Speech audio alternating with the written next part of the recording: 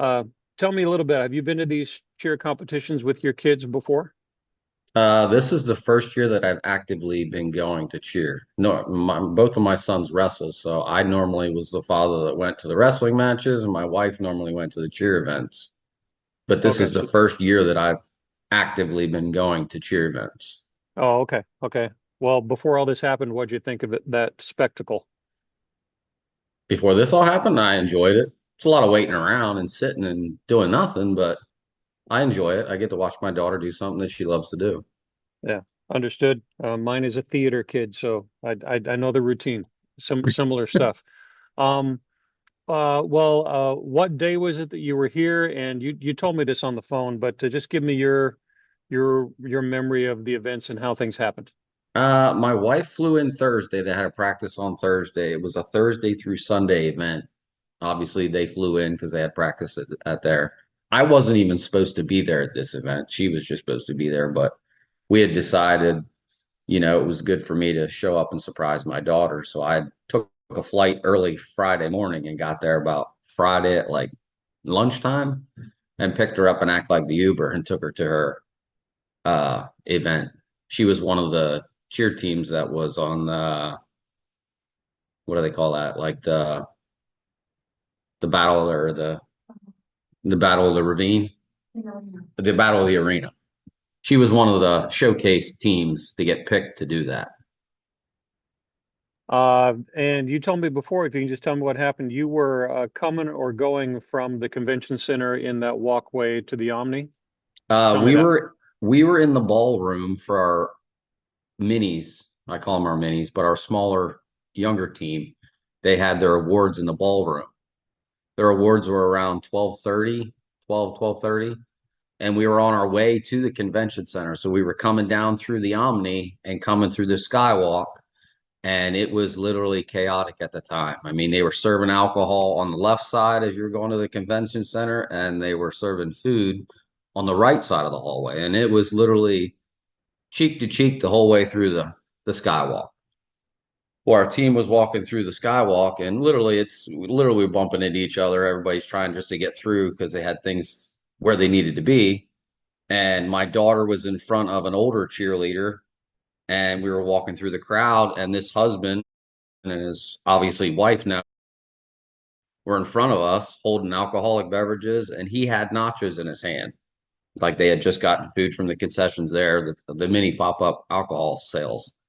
So we were walking through, and there was a young lady on our team that bumped into the mom as we were trying to walk through the crowd, and she was mouthing off to her. So I told me, hey, why don't you just come back? She's been drinking alcohol. We don't want any issues. Well, as soon as the crowd broke free, we walked past the mother said something. I turned and I said, don't talk to a child like that. No sooner did I keep walking, he punched me in the back of the head. I turned around, he punched me in the face, and then I just laid into him. Do you remember exactly what the wife said? Can you tell I me? have no idea.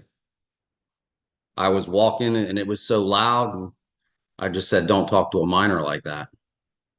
But if you don't know the words, I mean, what kind of thing? I mean, is she yelling at her? What kind of thing? Well, she was just gibbering at her. And I just kept pushing the cheerleader forward, trying to get her through the crowd. So obviously nothing would happen. And next thing you know, I'm getting hit in the back of the head. I turn around, I get punched in the face, and then I just tackle him to the ground. And how long did that scuffle last before people pulled you guys apart? Maybe minute and a half, 60 seconds. Not long at all.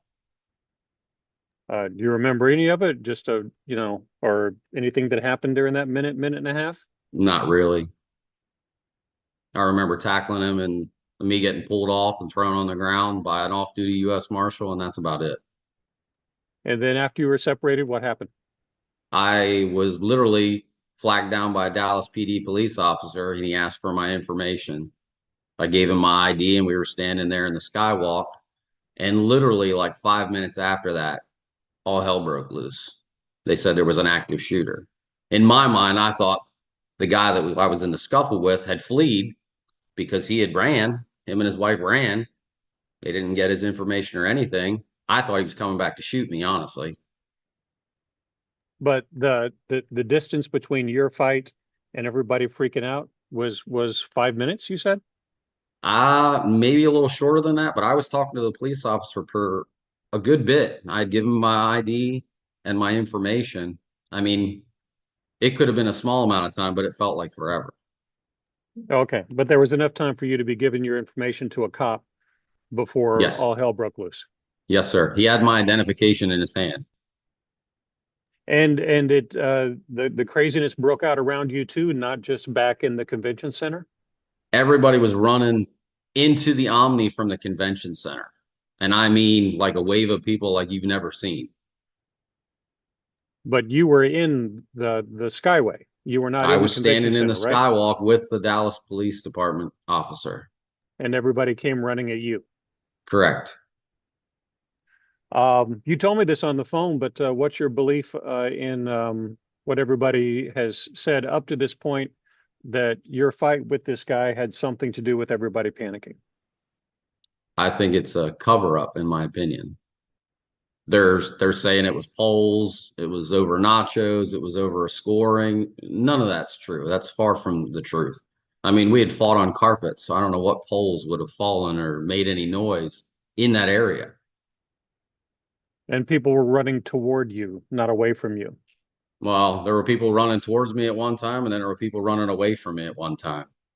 I mean, I was there for a good 20 minutes with the officer because I wasn't going to go anywhere. He had my identification. He had ran into the convention center, ran back and was talking to me. And then the second wave of events happened. I mean, I stood there and watched probably 20 police officers run to the convention center with AR-15s, handguns, you name it. I watched them all run by into the convention center.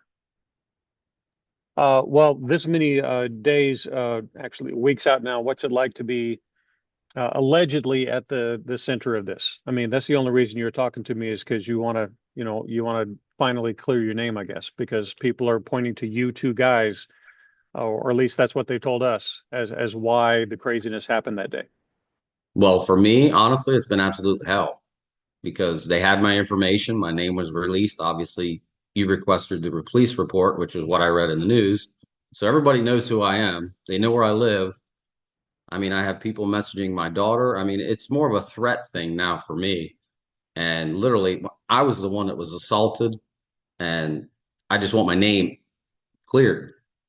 I just want to be free of this. I didn't do anything wrong. I defended myself. I defended my child. I did what any parent would do.